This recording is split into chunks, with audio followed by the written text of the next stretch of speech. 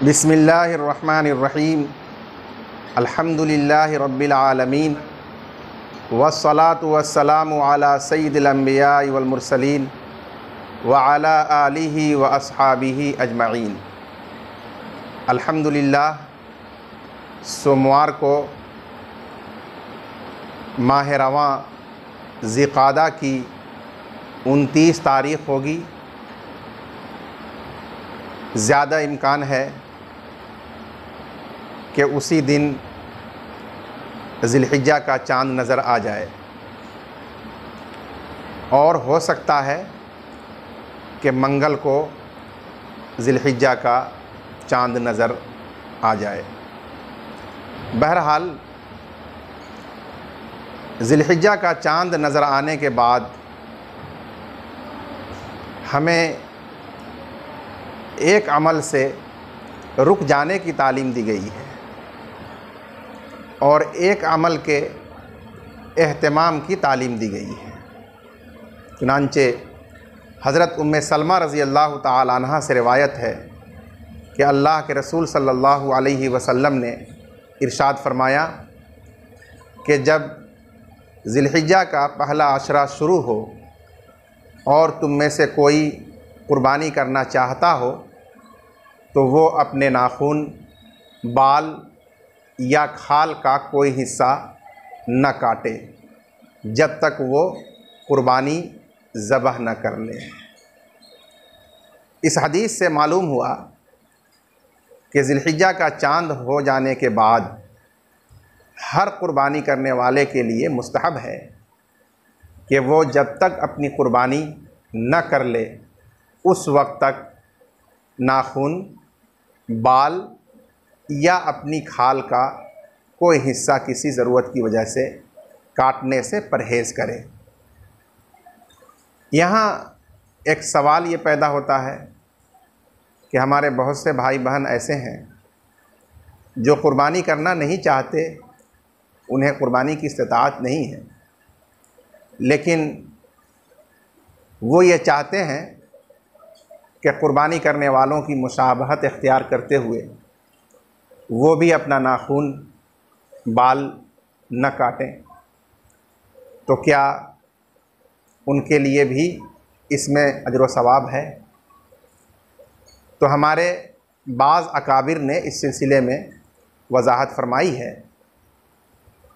कि उनको भी इसमें अजर व सवाब मिलेगा।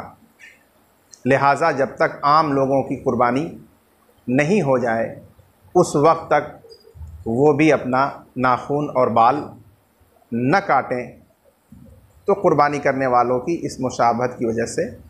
अल्लाह की ज़ात से उम्मीद है कि उन्हें भी इसका सवाब मिलेगा।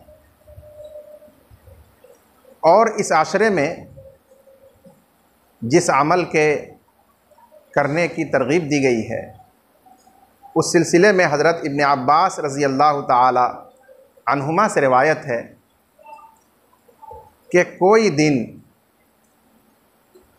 ऐसा नहीं है जिसमें नेक अमल करना अल्लाह ताला के नज़दीक इस कदर महबूब हो जिस कदर ज़िलहिज्जा के पहले 10 दिनों में महबूब है। इसी तरह से हज़रत इब्न उमर रज़ी अल्लाह अन्हुमा से हदीस शरीफ में मनक़ूल है कि आप सल्लल्लाहु अलैहि वसल्लम ने ज़िलहिज्जा के इस आशरे की फ़जीलत और अज़मत को बयान करने के बाद फ़रमाया कि पस तुम इस आशरे में सुबहान अल्लाह, अल्हम्दुलिल्लाह, ला इलाहा इल्लल्लाह, अल्लाहु अकबर कसरत के साथ पढ़ने का अहतमाम करो। इस आशरे में तकबीर तशरीक कहना 9 ज़िलहिज्जा की सुबह से वाजिब है, लेकिन उस उजूब से पहले पूरे आशरे में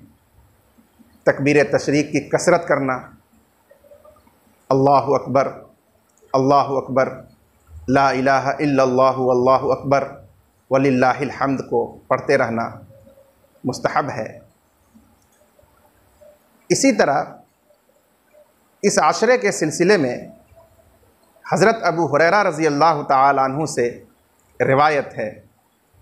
कि यहाँ हुज़ूर सल्लल्लाहु अलैहि वसल्लम ने इस आशरे की इबादत को साल के बकिया अय्याम की इबादत से ज़्यादा अफजल और अजर व सवाब में बढ़ा हुआ करार दिया और उसके बाद फरमाया कि इन 10 दिनों में से हर दिन का रोज़ा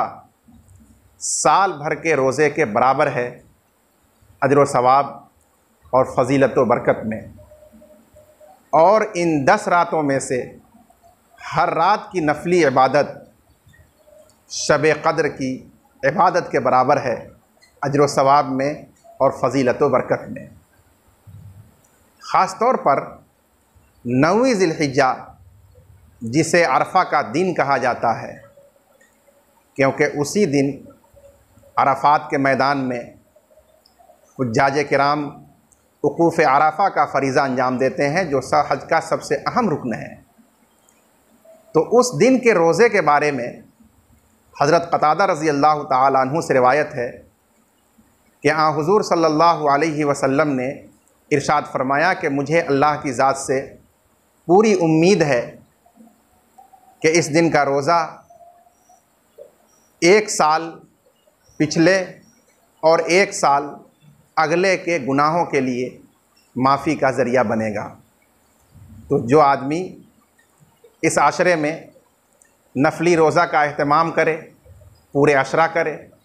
या हस्बे सहूलत जितने दिनों तक कर सके, ख़ास तौर पर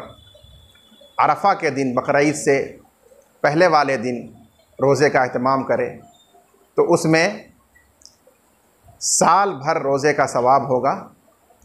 और अरफ़ा के दिन रोज़ा रखेगा तो 2 साल के उसके गुनाह माफ़ हो जाएंगे, एक पिछले साल के और एक आने वाले अगले साल के।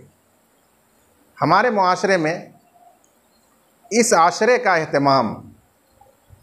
जिस तरह होना चाहिए अहादीस सहीहा की रोशनी में, वो नहीं हो पाता है। गोया ये सुन्नत हमसे छूट चुकी है, इसलिए सुन्नत को ज़िंदा करने का जो सवाब मिलता है, हदीस शरीफ में बताया गया है कि 100 शहीदों का अजर व सवाब उस नेक इंसान को मिलता है जो अल्लाह के रसूल सल्लल्लाहु अलैहि वसल्लम की किसी सुन्नत का एहतमाम करके उसे ज़िंदा कर दे, कायम कर दे। तो उस सवाब को हासिल करने का ये बेहतरीन मौका है। हमें चाहिए कि हम इस अशरे का ख़ास एहतमाम करें, इसके दिनों में रोज़ा रखें, ज़िक्र व अज़कार का एहतमाम करें, तिलावत कुरान करें और रात में बेदार रहकर नफली इबादात का एहतमाम करें। बतौर ख़ास तहज्जुद और इस्तिग़फ़ार का एहतमाम करना चाहिए। वस्सलामु अलैकुम व रहमतुल्लाहि व बरकातुहू।